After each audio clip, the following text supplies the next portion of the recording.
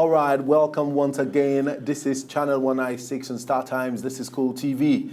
My name is Dapo Banjo. Welcome to Momentum Monday on CROSSFIRE. Today we have so many beautiful news and stories to share with you. And as we throw more light on some of these stories and we analyze them to get you enlightened and educated and informed of what is going on in our society. And it's on this very sad note that we're going to be starting today just about Surah en route, that is inward, Lagos Island. We have a dead body that has been lying there for a couple of hours and is causing a major traffic inflow into Lagos. So any of the, public offices that could be responsible for this, we're using this medium to reach out that, this body should be removed as soon as possible. And probably the body being identified. It's really very sad. Anyway, let's go on the show. It's a Monday morning and it's a very beautiful day. It's the 14th day in the month of September in 2015. All right, on the show today, I have Ishoma Againe with me. We're expecting a guest and we hope that the traffic will allow him get here before the end of the show. Ishoma, good morning. Good morning. How are you? I'm good, thank you. Welcome to CROSSFIRE. How was the weekend? It was mixed. All right. Let's leave it at that. It was all right. Nigeria is a very big country, and as at today, we have information that we're close to about 200 million people in Nigeria. For me and for you, I really don't know. When was the last count, done? And by 2016, the new administration is looking forward to having another census being conducted.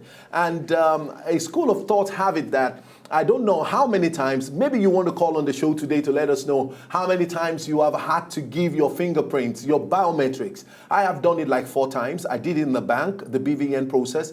I did another one for the national ID card. I've done another one, across a few embassies, where you go there. And then so many other platforms, like when we did SIM registration. Ishama, how many times have you had to put your biometrics down? I'm trying to do a mental check.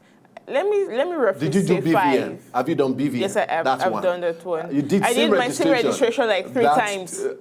Okay, that's 3 times. So if we count the number of times, so let's say 5. It's roughly 5. Let's just say 6. To be honest. Now, it's just so very unfortunate that Nigeria still don't have a good database. You have to, per chance, every time where a national thing has to be done, you just have to keep, doing your biometrics over and over again and all of that. Anyway, I understand the need that the database needs to be updated because you have high mortality rates also in the country. So when you do that, you also get to know those probably who have left the country permanently, those who have passed on, so you can take away at least their data, you sort it, you put them amongst the deceased, or those who have left the country, while you have those you can count of that are still residents in the country. So I guess that's what they need to update it also. But you cannot rely only on that. Biometrics, baby, no. If we have a benchmark, if we have a good database that shows the number of birth against the number of death, and then we have this plus and minus being done on regular basis, and we have to every person who is dead have a death certificate and is being recorded as that person and it's showing on the database that person is deceased. You don't want to see that person living again in Sokoto or seeing that person living again in Kafanshan. So as a matter of fact, anyway, we'll be bringing more stories on that in the course of the week to help us know how many times you have had to put your biometrics, that you have had to do your biometrics. This is really very worrying. That almost every opportunity that they have, they just want to take your 10 fingers and keep somewhere. And nobody seems to be aggregating or probably collating and then syncing all of these, all of these biometrics, that you have done across all the platforms that we have done it. All right. Let's take our first story today, and don't forget it's Momentum Monday, and on a day like this, we take as many stories as we can, and at the end of the day, we expect you to call in and make your own contribution on any of the stories that we'll be discussing today. Now, the first on the list is Buhari awaits Attorney Generals to begin corruption prosecution. Before I take this story, information have it that we have a long list of people that are already, let me put it that way, alleged And when I say alleged, that simply means EFCC is saying we have traced, public fund to them. And so those names have been written. And because EFCC does not prosecute, they can only investigate and then take to court. Now, since we don't have, the Attorney General of the Federation on seat, let us now begin to wonder. I think the court is even on recess. Yes, they're on recess. As soon as they return, maybe prosecution will start in earnest. Now, a report says the prosecution of former government officials who served under the Goodluck Jonathan administration and their accomplices in the private sector will begin in earnest once an Attorney General of the Federation and Minister of Justice is appointed by the new administration. Now, a presidency official who confirmed this said preliminary investigation, had enabled the Buhari administration to identify some ex-government officials as well as other persons in the public sector who helped to conceal their ill-gotten wealth for prosecution. He added that the list of ex-government officials cuts across mainly the oil and gas sector. Now, among other sectors, but their prosecution would only start in earnest once the Attorney General, who is constitutionally recognized as the chief law officer, is appointed by the president. So we are expecting that the anticipated and controversial, ministerial list that, Nigerians are waiting for. Some of us are already trying to the president already said it will not go beyond September. So a lot of people, and then we'll take a story around it, but I don't want us to dwell so much on it because as far as I'm concerned, the presidency has not come out to say anything about this list. And don't forget, most times when you have stories like this, information have it that 65 to 70% of it will be true on the long run when eventually, the presidency releases a statement and then maybe, eventually all the people listed in the ministerial list are called out, and then we know who the ministers are. Now, I quickly want to say this, on this story, my challenge is just that I think it is high time, the federal government strengthened, the legislative arm, the judicial arm of, of government. My concern is just that I don't see any reason why some of the institutions that have been, saddled with the responsibility of doing a proper investigation and bringing forth strong reasons in form of evidences to help nail some of these public office holders who have, largesse on our fund and looted our commonwealth. My challenge is that I want a process that can be followed through. Let these people, and don't forget, one of the stories we'll be talking about today is to get more callers, especially, Nigerians, to tell us, should capital punishment be, eventually. Anyway, it can't be done until our laws are amended. As of today, I don't think when you steal or you are being arrested for corruption, capital punishment like death penalty is one of the things that it attracts until they sit down and everybody who is responsible for forming laws and probably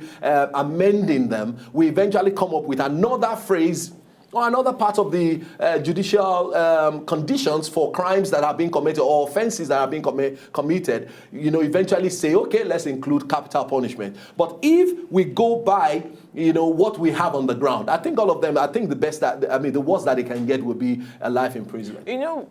I recall when we had that guest, Barrister Julius, I recall. Yeah, remember the Julius debate? was there, Remember the debate we had? And when I talked about overhauling the judiciary, having a proper reforms, these were some of the things I was trying to explain out, which the truth is, if we do not put that right, then we will have some of these looters walking away scot-free. Because, for example, in the police, or let me use the military, for example, you have lawyers in the military, and what do? The court-martial.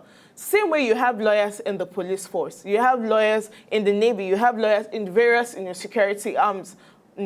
So why can't we have these lawyers in the police force? Okay, even if you say, well, the police, it's your duty to prosecute. We're not going to take it away from you. But let the lawyers, let those who are trained in that field, let them be the ones to carry it out. Let them be the ones to prosecute. At least we know, okay, so they're going to prosecute. So they know the relevant laws which they can bring a particular case under, the relevant laws which they can cite, which can also indict these individuals. Not, a SSCE holder who knows nothing about putting his count charges together properly, coming out to file such issue or present such issue of such nature. I mean, if we can have these reforms and these structures put down properly, and then the judiciary work together with the legislature to say, okay, no, this law, these certain laws are outdated. You want to prosecute a particular issue on money laundering, then use these relevant laws. You want to prosecute something on this area, this should be the relevant laws. Then the other laws probably be expunged from our archives. I mean, these are some of the things which I'm hoping that having a Minister for Justice would also help, because of course they have various roles to play, recommendations and all of that. The Issei-Sage committee is there, they're working, they're not sleeping. So at the end of the day, I'm looking forward to a robust time. Anyway, some time ago, the vice president, I mean, who I can describe as an authority when it comes to, law and related matters, came out really very strong that the administration is going to do a lot of work when it comes to judicial reforms. Yes. And like he rightly said, at that forum, he was saying that the judiciary will become really very independent in the sense that every case, that comes to the court must be seen through. There shouldn't be any form of, I know who, I know what, and I know how, to be, when it comes to having to fully prosecute a matter. Every case will be treated I've forgotten these terms that he used. He said every case is going to be treated according to their merits. Yeah. If there are enough evidences to or to convict someone who has committed a crime, forget it. You are not going to get beyond the term that you are supposed to spend, and you will not get less. So there's no alternative to to proper accountability when it comes to judicial reforms and to help facilitate quick. Like another thing he said is that the judiciary will ensure that cases are properly and timely attended to. Not all this case of 10 years, and then you have changed a lot of justice over time, and at the end of the day, somebody comes in and they says, I'm not interested in this case. It has stayed too long in this court. I'm trashing it. Do you understand? So, yeah. But if they are prosecuted on time, there's every possibility that judgment will be done, and justice will prevail. Look at Lagos, for example. One thing that works for Lagos, the judiciary in Lagos, is the multi-court door system. Not all cases should be in court. Some of these issues can be trashed amicably, negotiation, arbitration, mediation, and the rest of them. So if we could have a proper structure from the federal level, which should become enforced, then that would be beautiful. I mean, at the end of the day, you reduce the burden on the court. Yeah. So the courts, okay, a particular court will handle this issue. Family-related issues is this course. This particular related issue is this course. Then you allow the judges do that. I mean, at the end of the day, I'm looking forward to the fact that a judge will not have like 30 cases on his custody for that particular day. How do you expect him to focus when you liberate him? Okay, let's quickly move on here. Let's take our next story. And so don't forget, you can reach us on the following numbers, as you can see it across the screen. Call us and let us know your thoughts on any of these stories. 01-277-2196, 2-777-196, 277-8196. You can pick up your phone now and just try, and start getting your thoughts together so that you can make your own contribution. Let's take this next story, ministerial list. Now, this is a story that I really, is very sensitive, and we'll try as much as possible to just, not dwell so much on it until it trends, and then we'll bring you facts, on this particular story. Now, a former managing director of Nigerian Breweries Limited, Festus Ojimego, and a former presidential candidate, Professor Pt.1, are among the ministerial nominees that have been screened by the Department of State Service. Now, those already said to have been screened as nominees for President Muhammadu Buhari's cabinet also include a former governor of Osun State, that's Olagunsoye Oyinlola, and a Lagos lawyer, Femi Falana.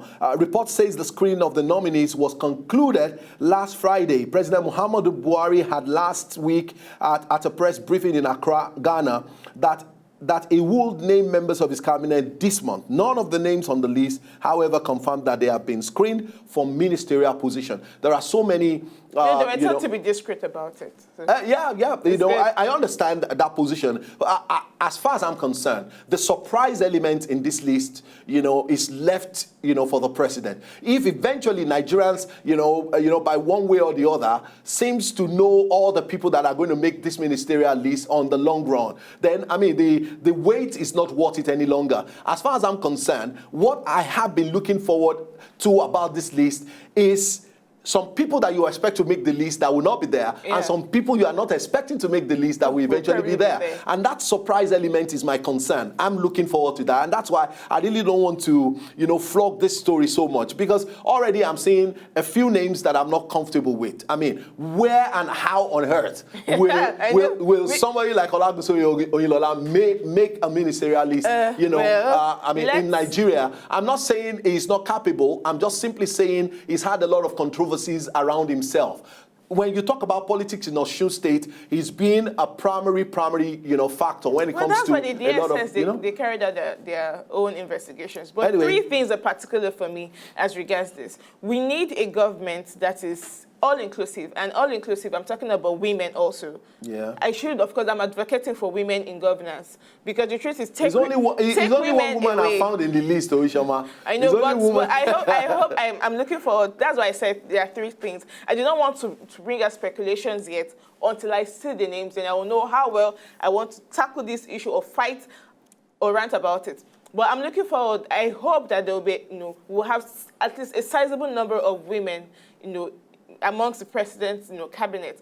Also, youths, please. There are so many youths, because I believe in one thing: a good we should have youth representation. Seriously, good youth representation. Now people who can work under the president learn. What age bracket will you categorize youth in Nigeria today? What age bracket? Once upon a time, we once saw a minister for youth affairs who was about 70-something year old. I do not want to limit. That was terrible on its own. Right. But I do not want to put an age limit. But please, somebody, at least a youth within the general youth bracket, someone we can say, okay, are you saying 35, 40, 45, 50? As far as I am concerned, in 2011, there's a forum I actually belong to. Work has not been allowing me to go for meetings, to be actively involved again. And we believe that the advent of or the entrance of President Goodluck Jonathan was a representation for us. It was, as at that time, it was just about 50 years old. Do you understand? It was just about 50 years, maybe 49, 50. Why would I want to refer to someone at 50 as a youth? Why would I want to? Why would you not? For me. Somebody at 50, a 50-year-old person. Let's say because that person is a full-blown adult. That person is a man. So what's your category? Who do you categorize? Since you want me, let me say from between 25. 23. No, 20. Let me bring it down. Okay, 23 to 45. Manage 45. Let me be kind. 23 to 45. All right. But we need people who can learn to be able to take over, because we need. Let me leave it at that. Anyway, when will you, according to Ishoma's categorization or probably formula, 23 to about 45 years old, does that represent the youth of Nigeria? I don't know if I qualify if we go by, the categorization Ishoma just did. But notwithstanding, let's go on a short break now. When we come back, we'll bring you more stories. We'll be right back. So, did you like what you just saw? I know you did. It's very simple. If you want to see more, just subscribe to our channel right now.